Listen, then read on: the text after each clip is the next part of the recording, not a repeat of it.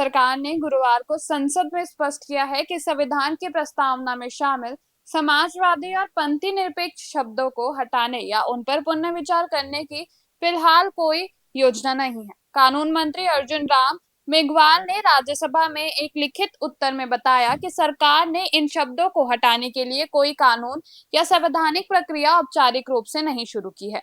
मेघवाल ने कहा है कि भले ही कुछ सामाजिक या राजनीतिक समूह इस विषय पर चर्चा कर रहे हो या प्रस्तावना बदलने की मांग कर रही हो, लेकिन सरकार की ओर से इस संबंध में कोई औपचारिक प्रस्ताव, निर्णय या योजना नहीं बनाई गई। उन्होंने स्पष्ट किया है कि ऐसा कोई कदम उठाने के लिए व्यापक विचार विमर्श और राष्ट्रीय स्तर पर सर्वसम्मति की आवश्यकता होगी। उन्होंने यह भी बताया कि नवंबर 2024 में सुप्रीम कोर्ट ने 1976 में किए गए 22वें संविधान संशोधन को चुनौतीपूर्ण देने वाले याचिकाओं को खारिज कर दिया है। कोर्ट ने यह कहा कि संसद को संविधान में संशोधन करने का अधिकार प्रस्ताव तक विस्तार है। साथ ही सुप्रीम कोर्ट में यह भी स्पष्ट किया है कि भारतीय संदर्भ में समाजवादी शब्द का अर्थ कल्याणकारी राज्य है, जो निजी क्षेत्र के विकास में बाध्य नहीं बनता है। वही पंथी निरपेक्ष संविधान के मूल ढांचे का अभिन्न हिस्सा है।